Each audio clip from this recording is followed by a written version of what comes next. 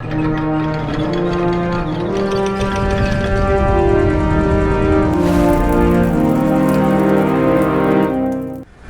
one and all, Jasper here, and this video's been cooking for a while now. I mean, the thumbnail was made over a year ago by Yggdrasil.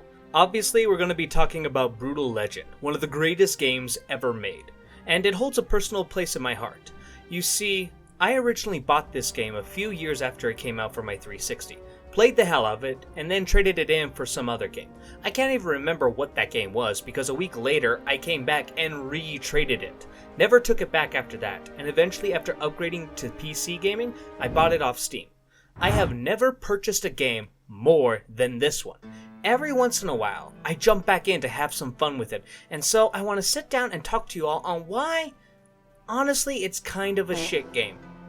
Didn't see that heel turn come, did ya?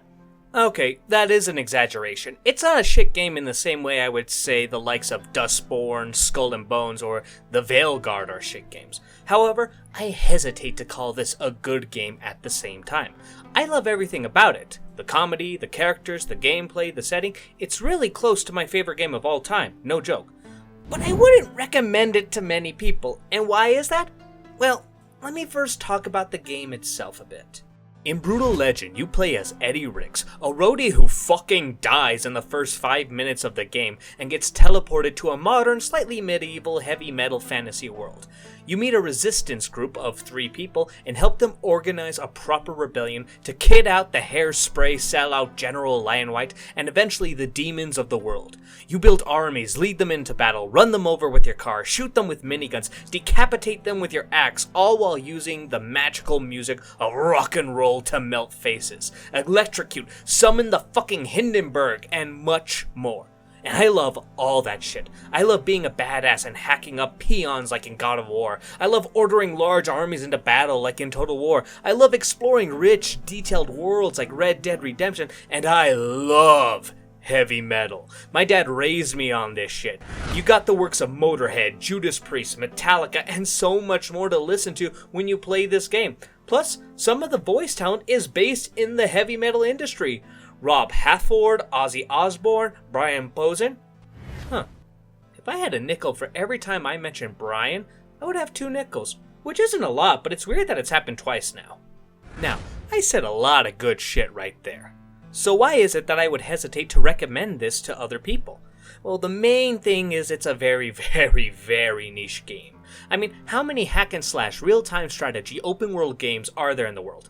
Because I don't know any. The closest is probably the Mountain Blade series, but aside from that, I can't think of a single one. There are plenty of open world hack and slash games and a handful of admittedly less popular, but I like, hack and slash strategy games like Kingdom Under Fire. But all 3?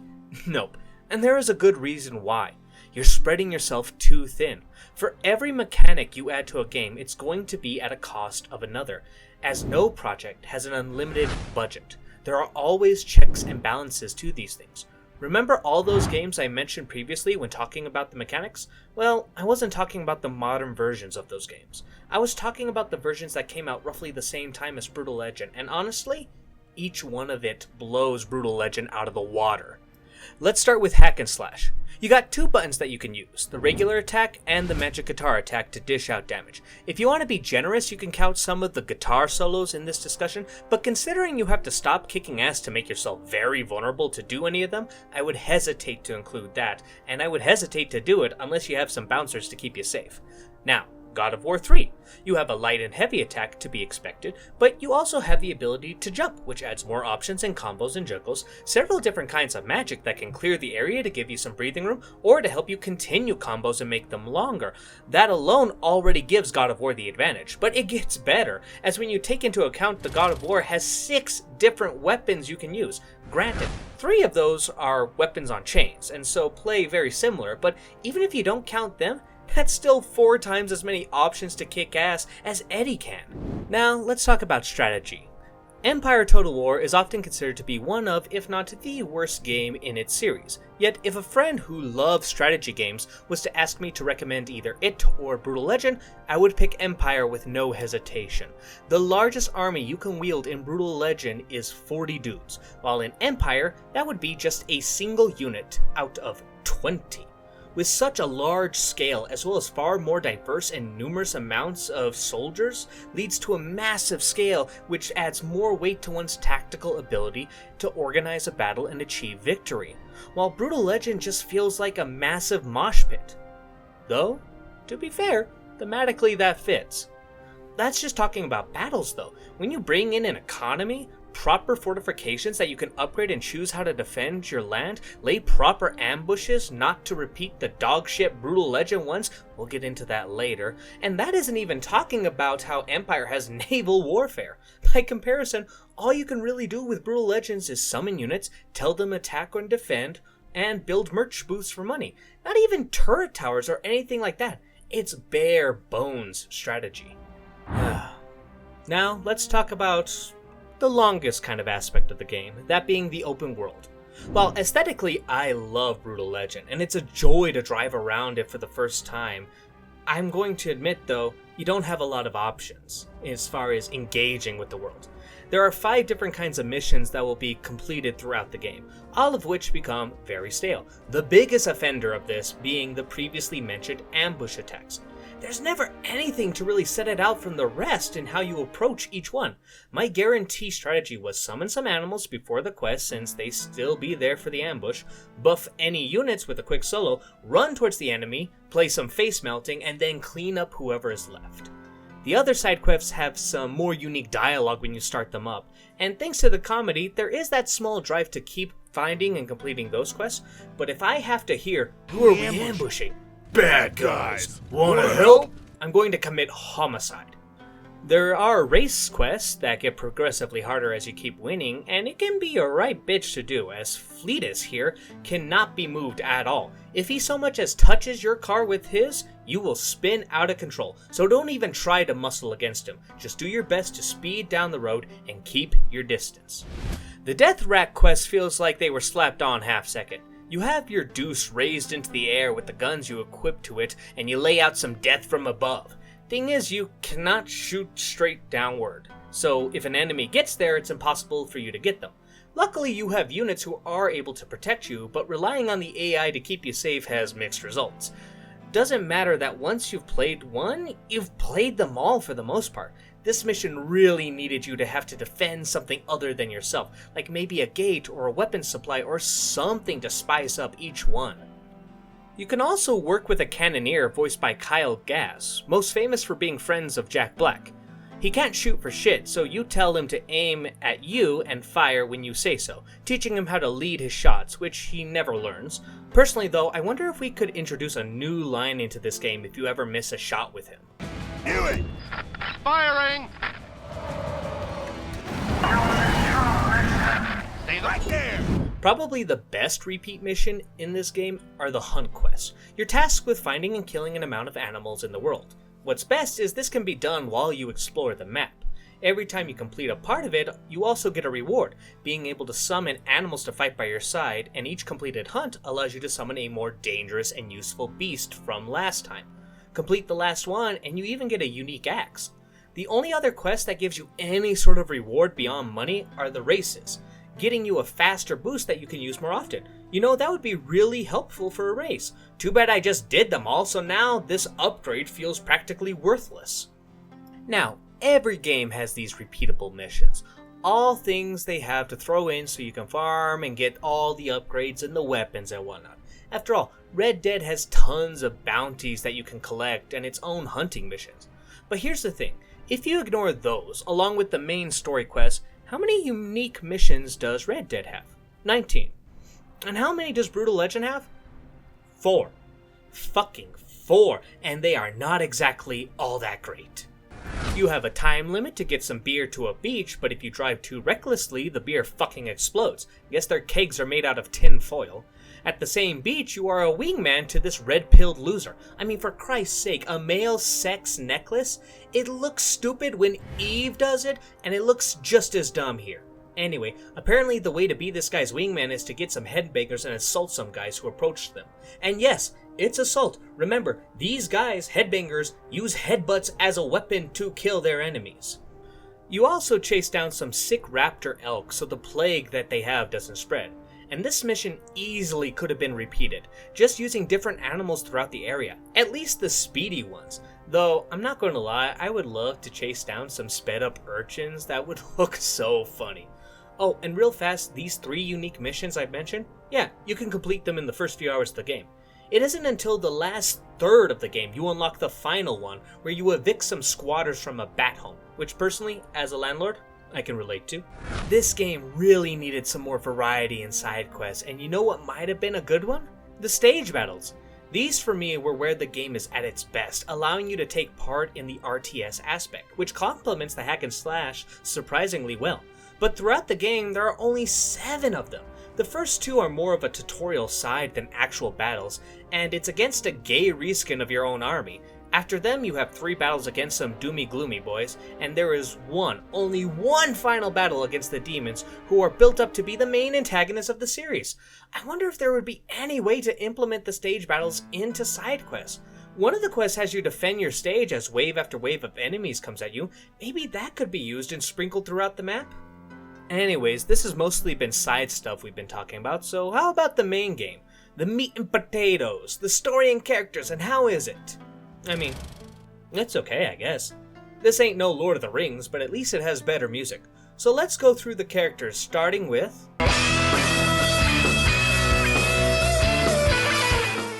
Eddie is the protagonist here, and isn't just the backbone of the army, but the entire fucking skeleton. Without him, you don't have an army. Simple as.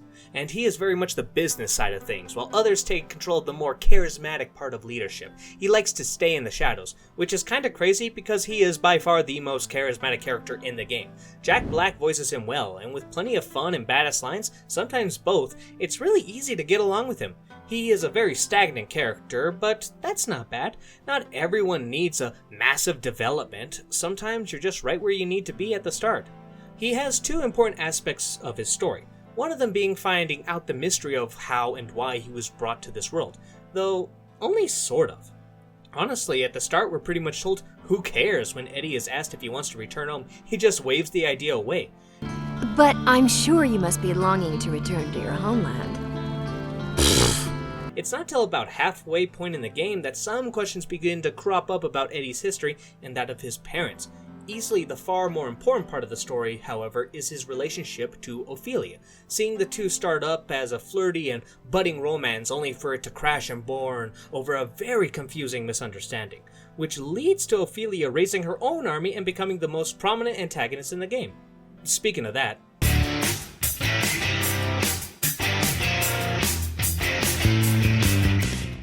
we meet Ophelia early in the game, pretty much a few minutes after we arrive in this world, and it's set up pretty obviously that she's supposed to be the love interest, despite not being the best girl in the series, by far, but more on her later. While the romance between Ophelia and Eddie is, of course, important, something that is more critical to her is her family history. Long ago, humanity rose against the demons. However, in response, the demons freed a deadly river called the Black Tears from a naked lady who sings under a mountain.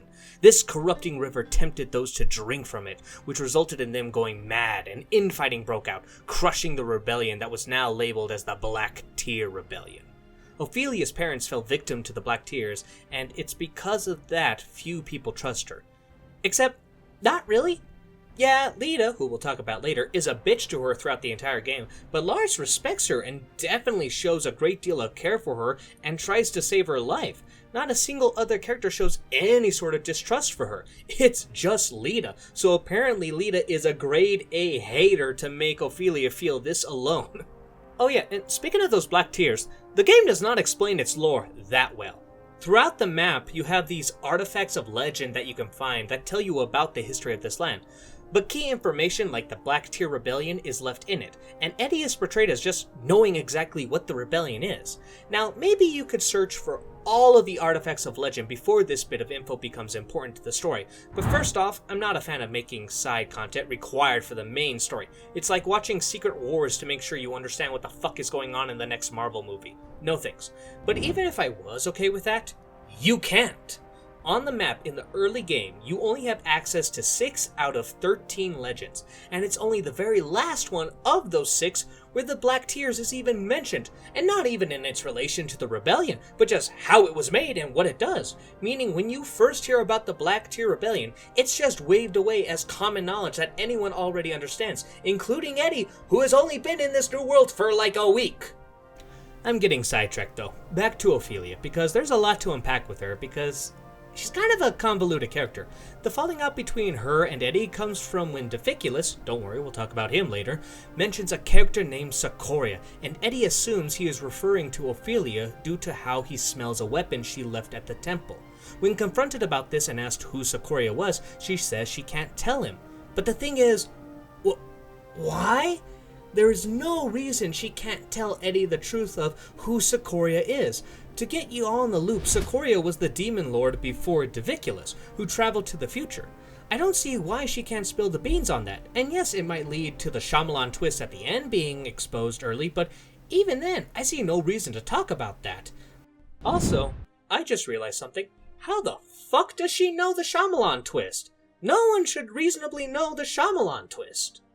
Anyways, the falling out leads to Ophelia walking off on her own to the Sea of Black Tears, falling victim to it and rising as some sort of emo goth metal bitch who you will now be facing in battles throughout most of the game. This is probably where she is at her best, as evil Ophelia I find to be much more entertaining than good Ophelia. Naturally, she gets saved at the end though because of love and being able to hold her breath for some shit amount of time, but yeah, I'm not the biggest fan of her character. And the next one is also a bit weak.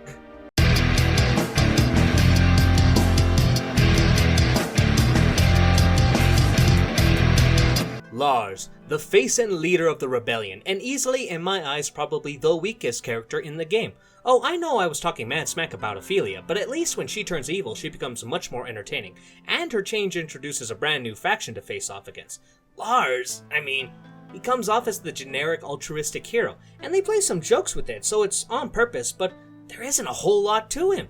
He's the only character of the group to die, yet despite how emotional I'm supposed to feel about it, I don't care, as he hardly had any sort of effect in character. It also doesn't help that he died in the dumbest way possible. Come the fuck on. What did you think was going to happen when you approached the Demon Lord? Also, why didn't the rest of the game come up and fuck me? Why did he not see the attack coming? He really needed some more time to shine, and hell, maybe some side quests with him taking a more central stage so that we, Eddie, and us the audience can really get to know him a bit more. I've been pretty negative Nancy so far, so let's try and brighten it up a bit by talking about my favorite character in the game.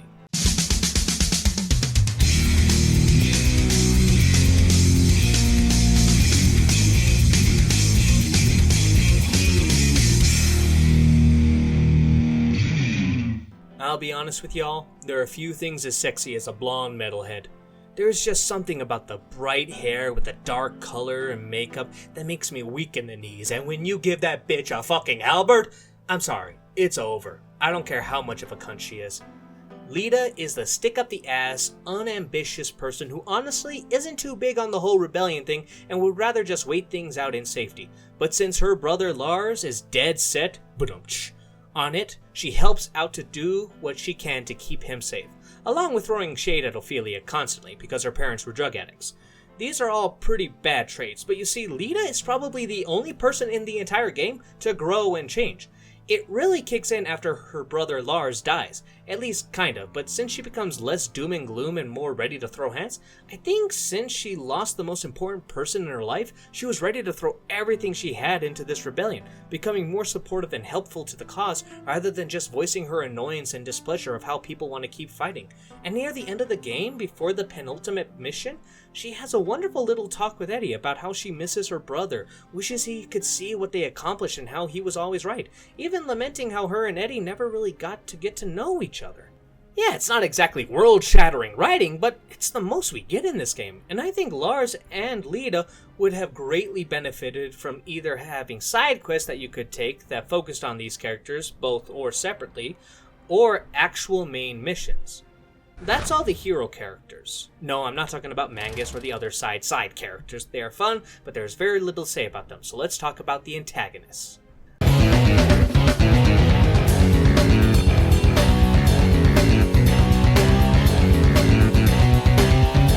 Lion White serves as the first major antagonist, or maybe it'd be more accurate to say he is the tutorial antagonist, as every fight you have with him introduces an important mechanic for stage battles. He is wonderful to hate, though, and I enjoy wiping that smug smile off his face whenever we start to get into a battle.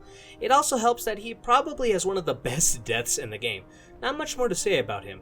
He's very simple, that serves the role he was given perfectly. I'm just a sweet transvestite from transsexual Transylvania. If you couldn't tell by the song that played, then let me spell it out for you.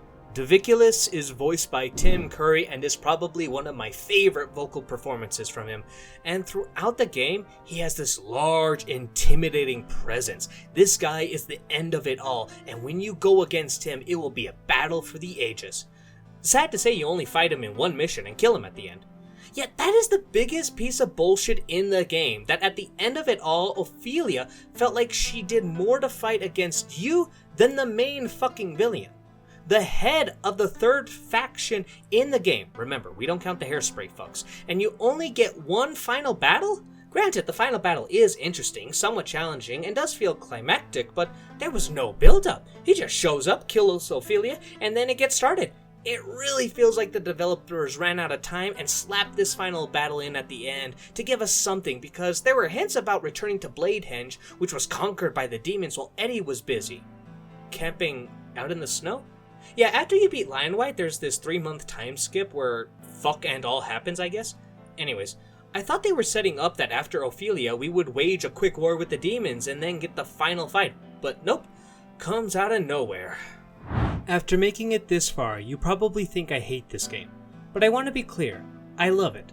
I have beat this game so many times. I have been tempted to 100% it, though I quickly remember I hate 100%ing a game, but still, to be tempted is a big thing for me. I have never been tempted by any other game. The reason I'm being so harsh is because I want it to be better, because I know it can be. If we ever get a sequel, which I doubt, or if we ever get a spiritual successor, which I also doubt, I just hope they can learn the mistakes from this game to really make something amazing. Until then, I think I'm going to call it here. So to everyone who made it to the end of this video, stay safe, and I hope you all have a wonderful night.